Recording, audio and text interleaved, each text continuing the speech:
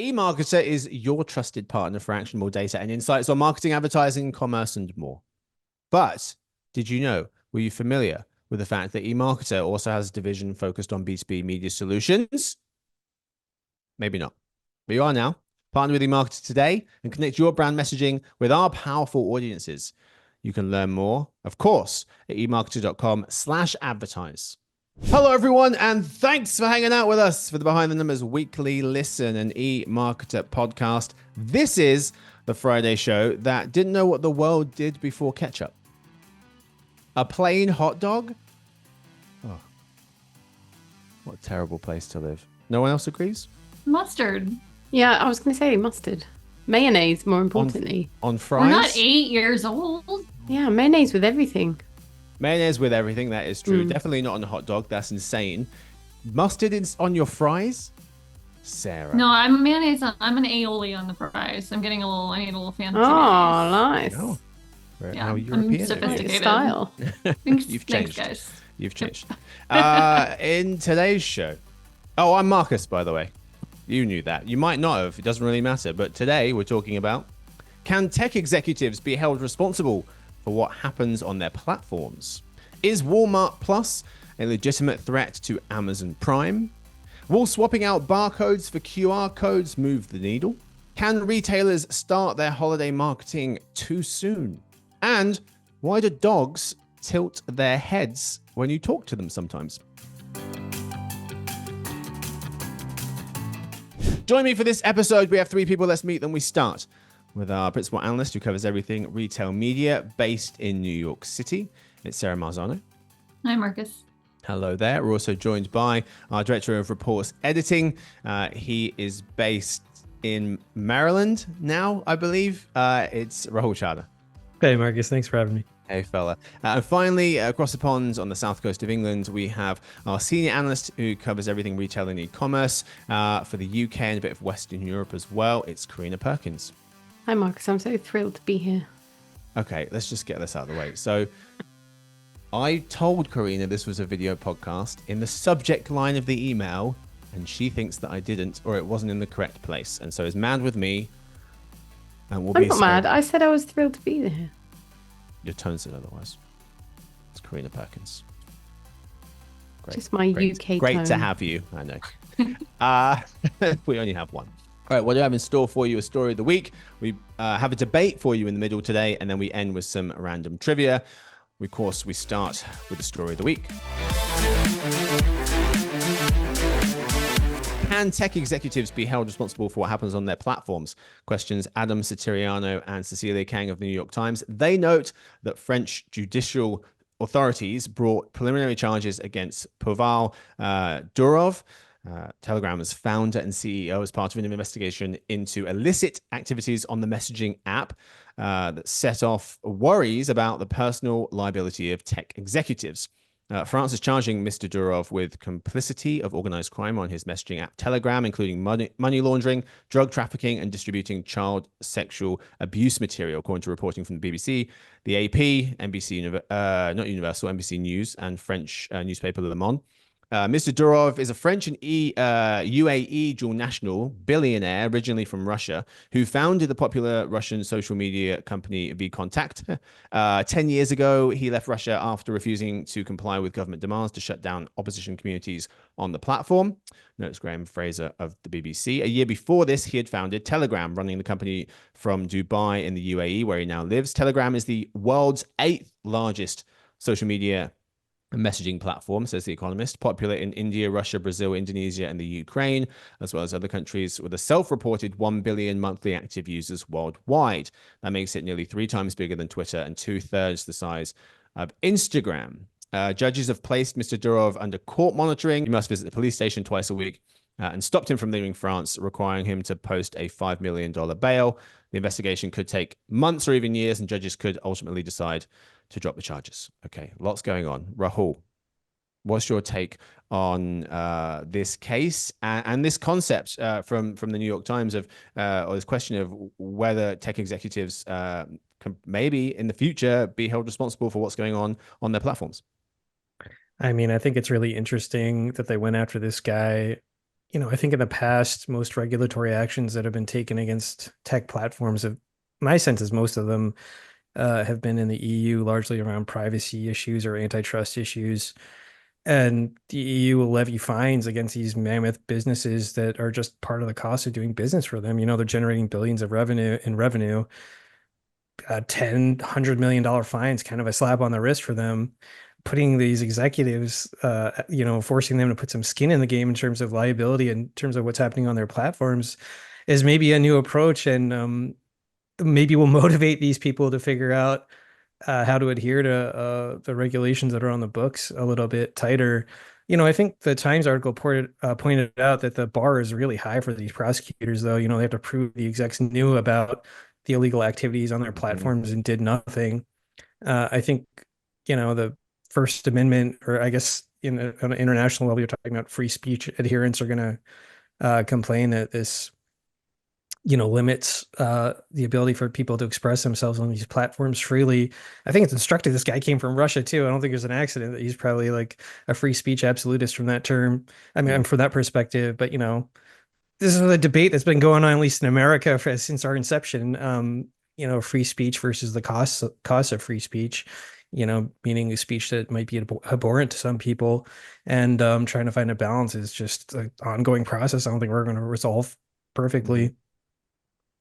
Yeah, it does seem as though when you talk about kind of personal liability, it does seem as though that gets more attention than, like you said, kind of slap on the wrist fines that don't really kind of pretty inconsequential. This arrest does seem to have spooked social media companies, kind of asking this, what does this mean for us? Sarah O. Lamb of the Tech Policy Institute was saying his arrest, Mr. Durov, and charges have unnerved people across the social media industry. And Miss Kang and Mr. Siriani of the New York Times are writing, as law enforcement agencies, regulators, and policymakers ramp up scrutiny of online platforms, they are increasingly considering when to hold company leaders directly responsible. This shift was punctuated by the charges against Mr. Durov, raising questions over whether tech executives like Meta's Mark Zuckerberg also risk being arrested when they set foot on European soil. Things do seem to be changing, though. I mean, in the US, we have Section 230, Communications Decency Act, that protects internet platforms from being responsible for harmful speech. It doesn't apply to some forms of outlawed speech, such as child sexual abuse. So it doesn't cover everything. But in the UK, Karina, they've passed the online safety law that can hold tech leaders personally responsible if their companies are made aware of content that risks child safety and systematically fails to remove it. To Rahul's point, that's what they have to prove here, that they knew about it and then did nothing on purpose. Yeah, and I think, look, the issue here is accountability. And the problem is now that social media platforms have such massive influence. They really do have influence over people. And I think that they're going to have to start meeting the same kind of accountability as large media platforms on that count. So, you've got libel laws and things like that, that if someone says something defamatory, if a newspaper prints it, the newspaper will be held account, but so can the editor and so can the individual journalist.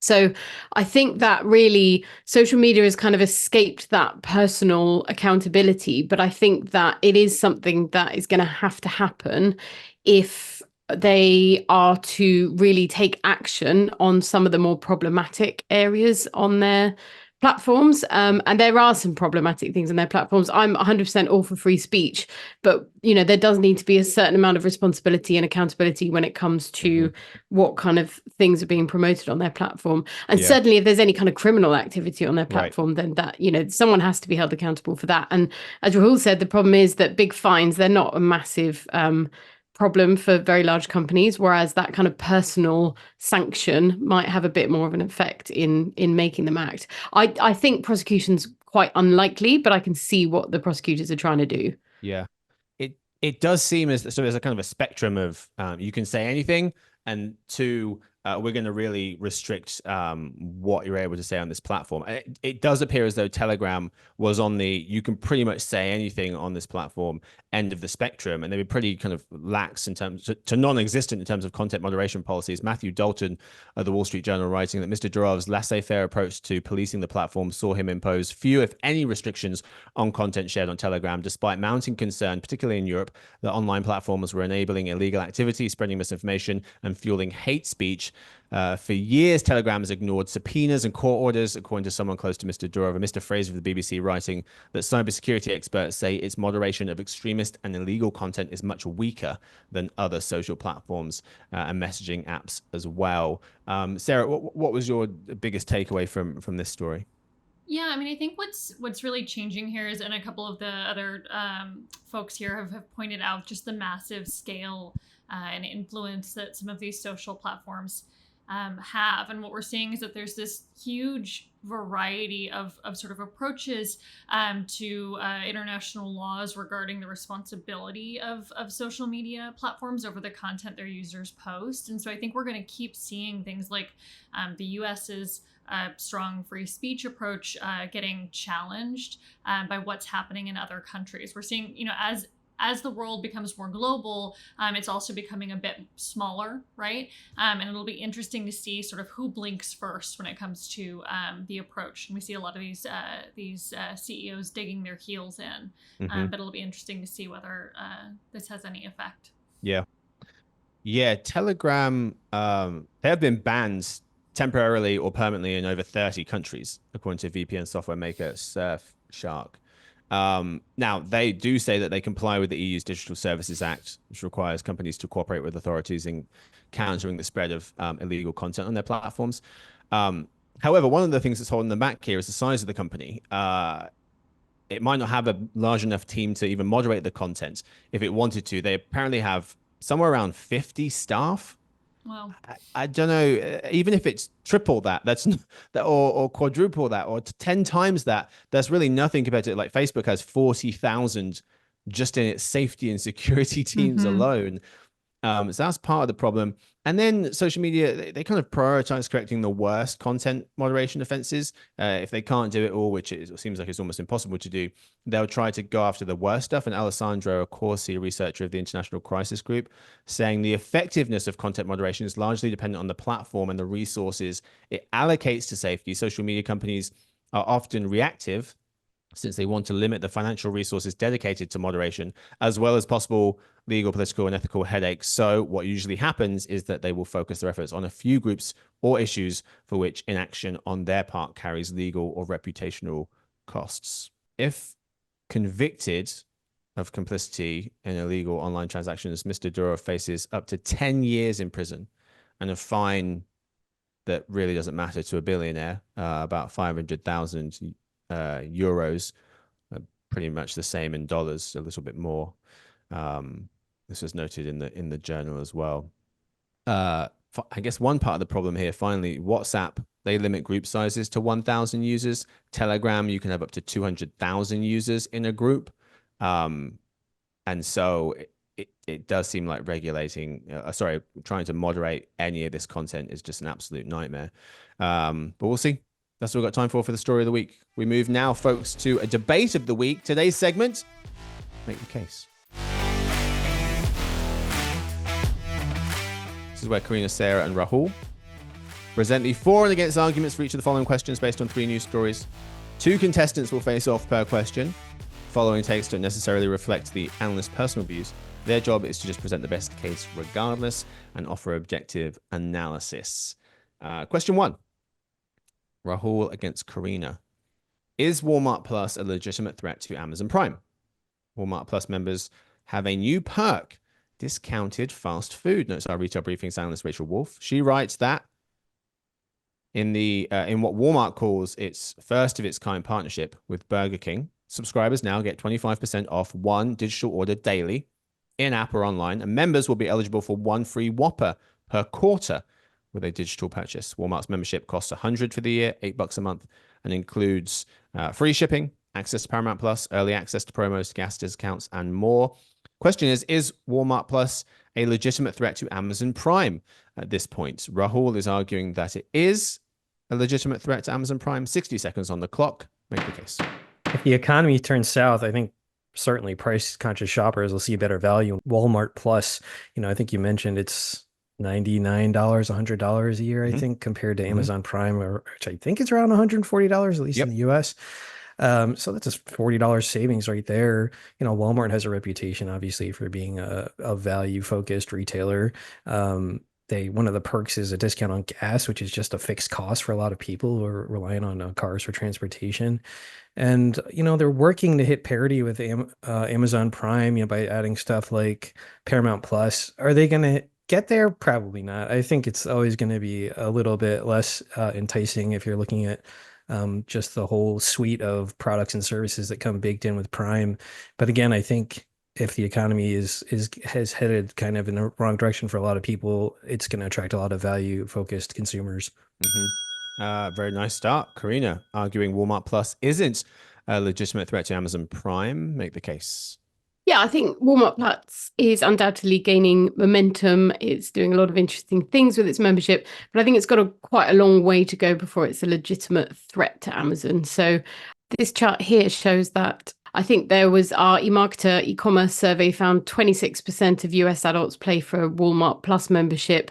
For Amazon Prime, it's over 65%. So that's quite a massive gap. And Walmart's going to have to do a lot of legwork to catch up, especially when you consider the share of e-commerce sales that they have. So Walmart Inc. in the US accounts for 8.2% of retail e-commerce sales, and Amazon has a 40.9% share. So it is still really very dominant when it comes to e-commerce, and I think that's going to be in its advantage when it comes to staying ahead of Walmart Plus. Also, from a kind of global perspective, Amazon has a huge lead, particularly in Europe, where Walmart doesn't operate at all. Amazon's got a 25% share of e-commerce sales in France and the UK-ish, and about 40% in Germany.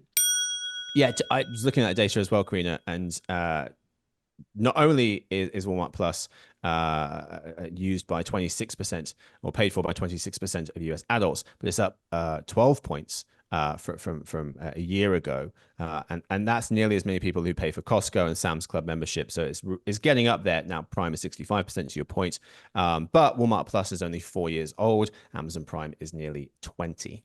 All right, folks, let's move to our second question. Will swapping out barcodes for QR codes significantly move the needle? Karina against Sarah for this one. Brands and retailers are working to replace barcodes with the newer, more capable QR codes by 2027, a move that could boost sales and customer engagement, writes Isabella Busquet of the Journal. She explains that barcodes now 50 years old, made their debut in 1974 when Brussels-based not-for-profit organization GS1 created a set of standards to assign every product a 12-digit code, or 13 outside the US. QR codes invented in 1994 and no spring chicken, but can store more product information and even coupons as well. Question is, will swapping out barcodes for QR codes significantly move the needle? Karina is arguing that it will for retailers. Make the case. Yeah, so I actually think this is really exciting, and that might be my slightly inner geeky side. I think barcodes do their job very well from a kind of inventory planning, scanning and pricing perspective, but they don't really have any added value at all for the consumer. QR codes could do the same job as barcodes while offering significantly more information for shoppers, and it would make labeling a lot more dynamic and engaging. So in the long run, I think you could actually see retailers cut costs with QR codes. I'm going to explain how. So if you consider a nutritional label, at the moment, all of the nutritional information has to be displayed on a label in the UK. And if you make an ingredient change, then you have to completely change the labeling run and change all of that information. You could see potentially in the long run, if becoming a QR code became the norm, the consumer could scan the QR code to get that nutritional information. And so the retailer, to change the information, would just have to change the information digitally rather than having to do a kind of complete physical print rerun. So I think it could definitely move the needle forward. I think there are probably quite a lot of barriers to overcome in terms of investment and consumer education to get QR codes on everything and get consumers to use them. But I think it's quite exciting. That's a heck of a case, Sarah. I don't really know if there's any point of you going. Should we just skip ahead? Yeah, just skip me. I'm Okay. just here for, yeah. I'm of course kidding. Good luck. Yeah, so I think the benefits of swapping barcodes with QR codes simply aren't strong enough to outweigh the costs. So, Marcus, you mentioned that for retailers, they get the benefit of more robust information on product pricing, promotions, coupons. And I think I read an article that said things like product recalls as well. But every investment that retailers and brands make has to be consumer centric. And I think from a consumer or shopper's point of view, QR codes are going to remain a nice to have, right? They're a way to access expanded product information that maybe is harder for a retailer to provide in a purely physical setting, things like expanded content, nutritional information, what have you.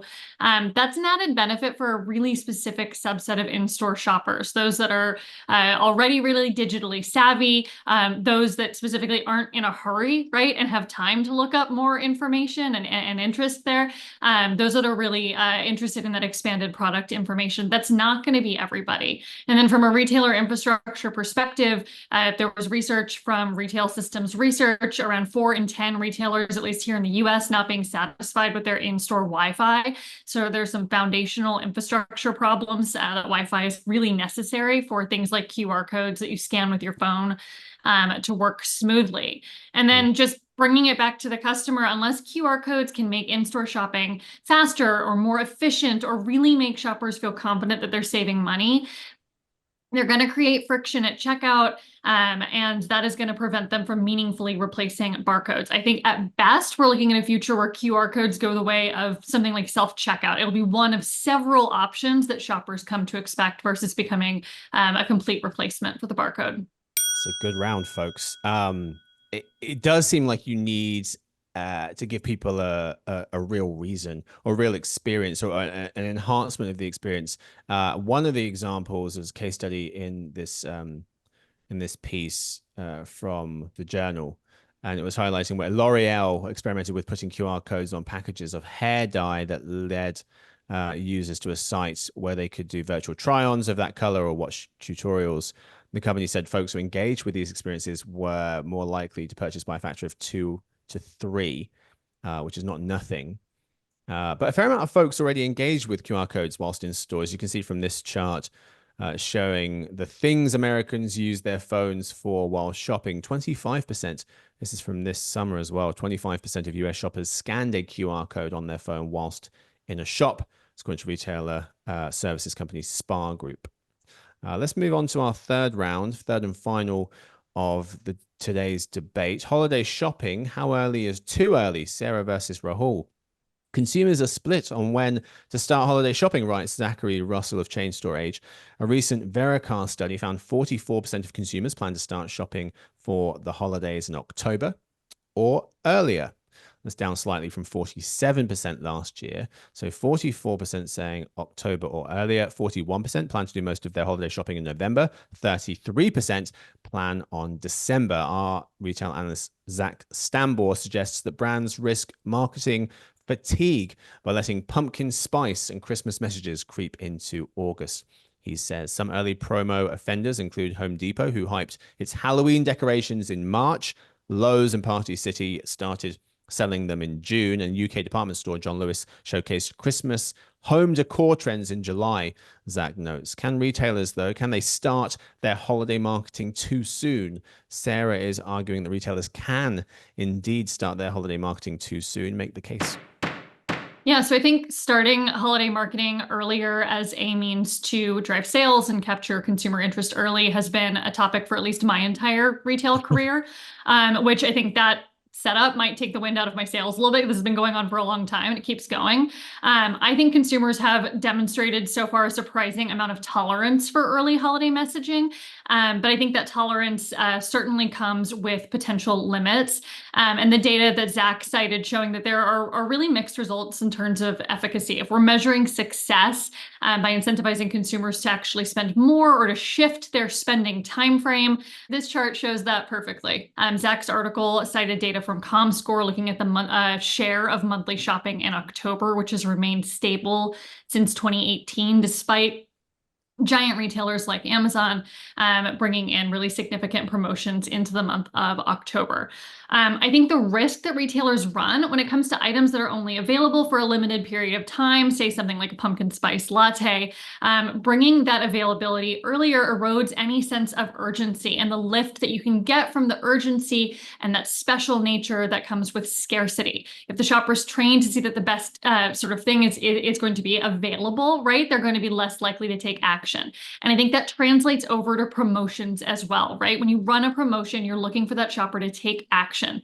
If promotions become sort of an everyday thing, you enter into a race to the bottom where you've got a consumer who simply won't shop full price and is just going to wait for the very best deal. And again, you're taking away any ability to differentiate yourself based on product or quality. And then the last thing I want to mention here is that we're asking a lot from physical merchandise in stores, right? If we're looking to merchandise our stores in line with some of that holiday messaging, we're going to be looking at shelves and products that are getting a lot more shop worn throughout the season, and a retail environment that's going to be just less exciting, less fresh looking. Rahul is arguing retailers can't start their holiday marketing too soon. Make the case, please, sir. Yeah, I mean, I think everybody's gone to like Target and seen, whatever Halloween decorations in June and thought, what the heck is going on here? And, people are going to gripe about that, but I think retailers are stuck in an arms race. If one actor moves up the schedule on holiday marketing, everybody else has got to follow, I think, whether they want to or not, out of a sense of fear and anxiety, if nothing else. And I think consumers are just kind of the casualties in that war.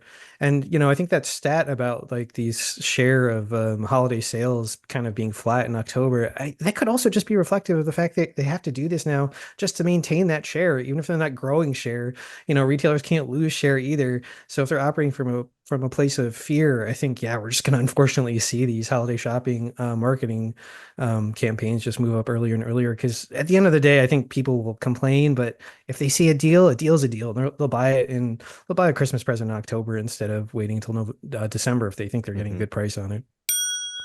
Yeah, it's hard to tell whether this matters or not, because when you ask people, they say it bothers them, and then we've not really seen that much of a shift in behavior patterns for the holidays. So 1 point, tentpole shopping holidays apparently losing their luster. 54% of holiday shoppers said they don't view Black Friday and Cyber Monday as essential for their needs, according to Basis Technologies and GWI survey. However, this is also to that point, holiday marketing can wear on folks. 67% of consumers are anticipating marketing fatigue by November 1st, according to a study by Optimove Insights. Does it really change when people shop or how they view their holiday shopping? Probably not. Nice job, folks.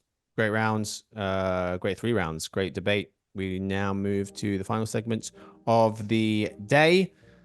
It's dinner party data. This is the part of the show where we tell you about the most interesting thing we've learned this week. Okay, my dinner party data is inspired by Walmart's new deal, and it's on fast food consumption, which is taken from the barbecue lab based on Center for Disease Control data. So on any given day, a third of Americans, which is about 84.8 million adults apparently, are eating fast food. 38% of US men consume fast food daily versus 35.4% of women. And 83% of American families eat at fast food restaurants at least once a week. And the average American household spends 10% of its annual income on fast food, which adds up to $110 billion a year, which could end world hunger for up to 3 years. Did you say the barbecue lab? Yeah, that's what I was going to ask. Okay. Did you say your source is the barbecue lab? Because I would like to sign up for their newsletter. Was that the source? That's right. The barbecue lab. Yeah. Don't say it like it's a common thing. You know the barbecue lab. You know the barbecue lab. Everyone's talking about the barbecue lab. No one is. Just now we are. Oh, now they are. Exactly. Okay. They're high. I wonder what they include in fast food, though. There's an Olive Garden in there. Does that count? Is a sweet green? Can you get a fast food salad? How fast? I'll go and interrogate their methodology. Yes, please. Sure. Very good. Sarah. I'm so stressed about the time. Good. All right. The Olympics are over, but the Paralympics are airing now through September 8th. So I realized I didn't know much about the origins of the Paralympics, so I pulled some information. The Paralympic Games began in 1948 at a military hospital in the north of London. Neurologist Sir Ludwig Guttmann was trying to find a way to speed up the recovery of his paraplegic patients, all of whom were World War II veterans. He came up with the idea of organizing a series of sports competitions to be held at the same time as the Olympic Games in London. Wow. Done. Oh, That's wow. cool. Bang. In 30 seconds. I mean, I That had was so many more things to say, but I'm just trying to adhere to the timing. I kind of want one more. Do you have another favorite? This is a fascinating topic. I didn't know the prefix para comes in the word Paralympic means alongside in Greek. And the idea is that therefore the Paralympic Games exist alongside the Olympic Games. Interesting. Yeah. Very nice. That was much better than whatever Karina said. You. Rahul, you're up. Bit harsh. Yeah, I found an interesting data point from the European Association for Secure Transaction, or EAST. So according to them, there were more than 4,600 attacks on cash machines in a group of 19 European countries last year, which they tracked. That was up 24% year over year. Attacks on these machines usually come in two different ways. One where the machine is ripped out and then transported somewhere where they try to crack it open. And another one where they just blow them up and try to get immediate access to the cash. And so there's been an average of 2 explosive attacks on cash machines per day in the countries tracked by EAST, which I thought was a staggering number. Wow. That's nuts. What countries are tracked by EAST? They're mostly Western countries. I think a few like Romania or something, I would say, is Central Europe, but they're largely Western European countries. I can't remember the list right now, but Oh. What a wide range of data we brought to this dinner party. All right, I've got one to keep in theme with this. Why dogs tilt their heads? So dogs tilt their heads when you speak to them to better pinpoint familiar words quicker. Notes a BBC Science Focus article. This is done to listen out more accurately for familiar words, such as going for a walk, and helps them better understand the tone of your voice. If a dog doesn't tilt its head that often as those with shorter muzzles might, it's because it relies less on sound and more on sight. Dog behavior expert Dr. Stanley Corran of the University of British Columbia in Vancouver believes that dogs with shorter muzzles tilt their heads less because they have a better view of our facial expressions and are therefore not so reliant on their ears to understand us. A dog's range of hearing is wider than ours, but not as accurate. So perking their ears up whilst tilting their heads helps them identify sounds more clearly. That's interesting. My dog, who had massive ears, who you can see behind me here. Can you see him? I'll get him. Yep, Shall I get him? of No, you can course. see him. This was Zappa, He's so cute. and he never tilted his ears, but they were huge. But he never did He this? didn't have a short snout. He never did the side. My dog now does. My puppy now does, but he never did. And But he I has think a it's just because he short- had like satellite dishes for ears. No, yes, You could hear everything. longish muzzle. But look, I mean, those ears could pick up, Oh yeah. Yeah. stuff from space. I think that's my experience to add.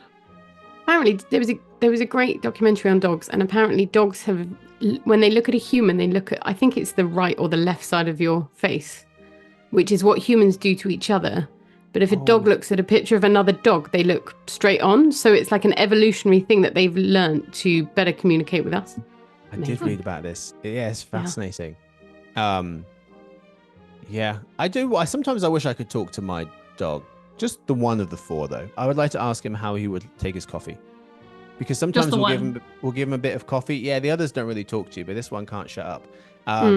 Riley. And I give him some coffee sometimes, but it's basically just half and half and a ton of sugar, so it's not really coffee. I mean, it's and I powdered think- coffee, so it's not really coffee. And I think it's not okay, instant. Or it's instant. Yep. Thank you very much. Oh, yeah. That counts. No, don't do that, Karina. Yeah, I'm sorry. I'm with Sarah. Us on Brits this have to one. stick together. Okay. Oh, But I'm nervous betrayal. that I think I need to ask him because I'm almost certain I'm going to say, how do you take your coffee? And he's going to say, black, you maniac. Like most normal people. Stop putting so much damn sugar and milk in this. But he drinks it I don't know. anyway. I think the dog will always go for the milk and cream option. This is so much to unpack. Like, you guys were talking about giving coffee to dogs. Yeah, just for the record, before animal rights people come to my home, he just has a sip twice a year when I go back, and he loves it. It's his favorite thing. So I'm his favorite person. That's not true. Anyway, that's all we've got time for today's episode. Thank you so much to my guests. Thank you to Karina. Actually, it worked out okay. Thanks, Marcus. Yeah, I had very low expectations. Thank you to Sarah. As always. Thanks for having me. Thank you to Rahul. Thank you, Marcus. Yes, indeed. I Thank want you a picture of your 4 dogs to be part of this episode. Can we do that? I will find one and we'll put it on our Instagram. Okay. We still have an Instagram. Oh, can we How put dare my you. dog on? Can we put Yes. Ronnie on Instagram as well? We'll put all the dogs on Instagram. Okay. Or if we don't have one, then we won't. And you just have to use your imaginations. But Sarah, I can show you one because you're right there. Thank you to Victoria. She edits the show. Stuart runs the team. Sophie does our social media. And Lance does our video podcast. Thank you to everyone for listening. We hope to see you on Monday for the Behind the Numbers Daily. That's our 20-minute eMarketer podcast that helps you stay up to date with what's going on in media, advertising, and tech. Happiest of weekends.